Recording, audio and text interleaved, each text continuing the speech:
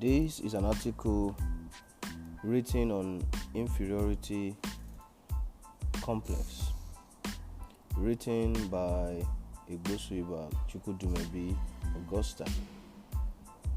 She said, "In my definition, inferiority is an act or perception of being subjected to something lower in volume.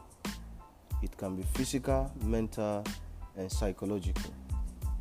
As an African, I have lived in Africa most of my life. I never felt inferior in any way. I was told and saw that the most important in life is to go to school and get good grades. And with that, you will be invincible and can basically rule the world. In some ways, it was true, but in other ways, it doesn't conform. Being educated and getting the best grades does not, in this contemporary world, guarantee you a seat on the table, but it still sets you apart. I never thought in this world that I would feel inferior in any way, or anyone would succeed in making me feel that way, even if it was for a second. Where my study in Italy has really been eye-opening in more ways than one. I have learned a lot of good things, and it has contributed to my life in positive ways. But after a few incidents, you begin to ask yourself, is all this really worth it? Well, yes, it is, because the experiences you encounter are what makes you transform into a better version, or in some cases, worse version of yourself if you are weak. I would definitely say experiences are supposed to better you, not the other way around. I was told that some black women in the past and even presently involves themselves in prostitution to make ends meet over here in Italy. Well, I would say ever since I came here, I haven't seen any black female prostitute. Maybe because I don't know how they appear to be, but I would definitely say I have seen white female prostitutes from countries I do not know because they make it very obvious. During my first year, second semester of my master's degree, I experienced inferiority for the first time on the first day of school for that semester. I was happily marching to take the train going to school from my hostel, and I was listening to some good music as a vehicle approached me and decided to stop. I saw it was an elderly man. I felt more obliged to stop because in African culture, you are taught to obey your elders, and I did.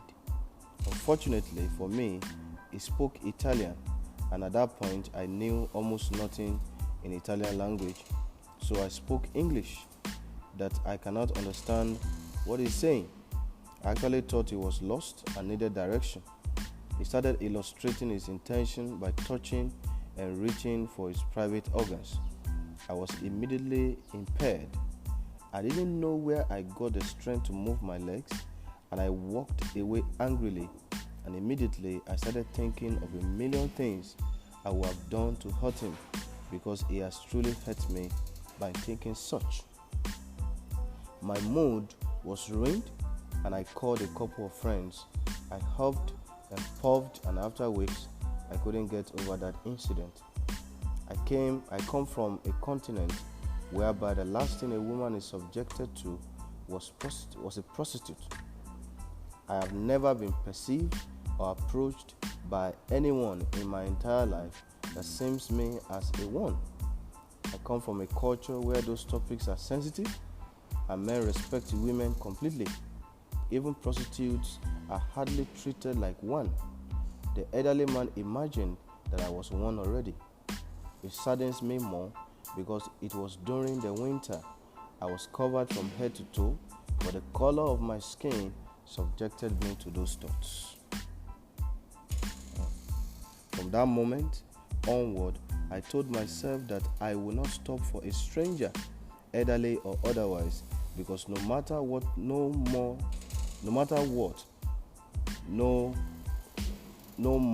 one deserves to feel that the way I did. As I shared my encounter with every one of my African female friends, it amazed me because each of them said they encountered such in even more graphic manner than mine. I was devastated because we all came down here to get some education and move on to the next place, but we having these encounters in between was unfair and disrespectful. Even in the job sector, it gets worse. I recently applied for a job to teach English. After weeks, I was called and the lady told me the classes to take and the days. It was home tutoring. She heard my voice and said my voice sounds African, and I was dazzled because on the resume I submitted it was clearly written. So such comment was uncalled for. As she proceeded, she told me that I have to lie to the parent that I am not from Africa, that I should change my accent to British or American, and she added that Africans and Indians are not admired by the parents, and I knew immediately that she meant we were lower in the food chain, just where history placed us. My interest of ever teaching vanished almost immediately. She sounded ridiculous, and I knew I wouldn't be taking that job. She called me after a week again about another job, and I told her that I was no longer interested. It hits me that even if I magically had an American or British accent lying around somewhere in my tongue, and I proceeded in lying and teaching those people, definitely I have betrayed my continent and my country. In the sense that this accent I have to compulsorily emulate to make few bucks is definitely going to be credited to those countries and not mine. I wanted to teach to make a difference and to impart knowledge. Being a sellout is totally unacceptable. Money is good, but you are giving credit to others and discrediting your origins. How then will you gradually change those perceptions if you live a lie?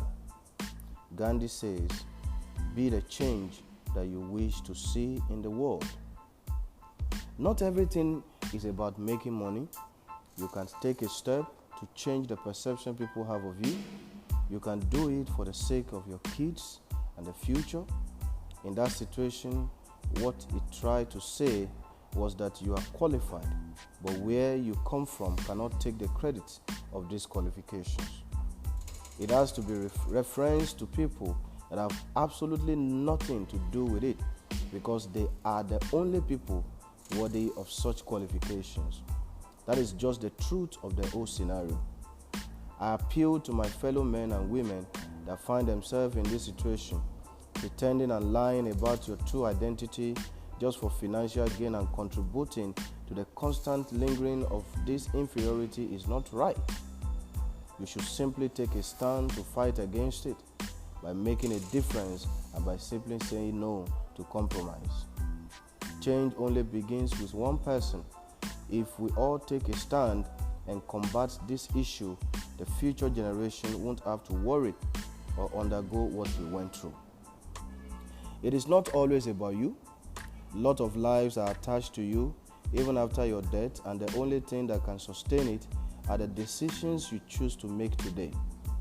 And to my fellow universal brothers and sisters, erase this perception because it psychologically damages people. You might have zero idea of what it feels like, but it might not directly affect you, but indirectly it will.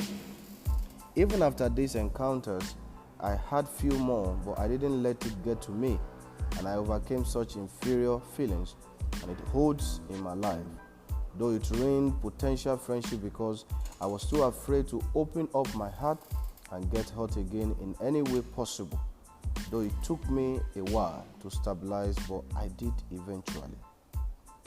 I know as an African, you are pressured to change yourself to what you are not in a foreign country sometimes, but the truth is, it can only get you so far. I have never seen anyone living a life that even sleeps well at night. Nollywood recently went global due to the movie called Lionheart.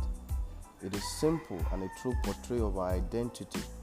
This wasn't any trace of adopted accent. Its simplicity and a true display of African culture caught the eyes of many.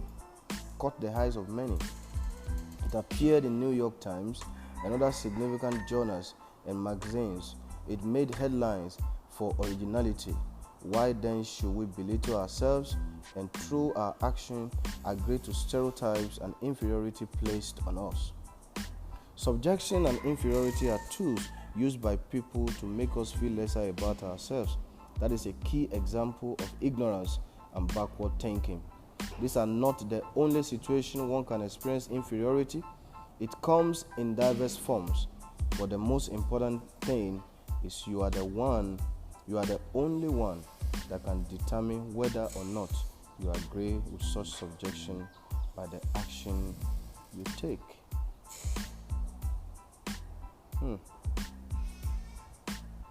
God bless you.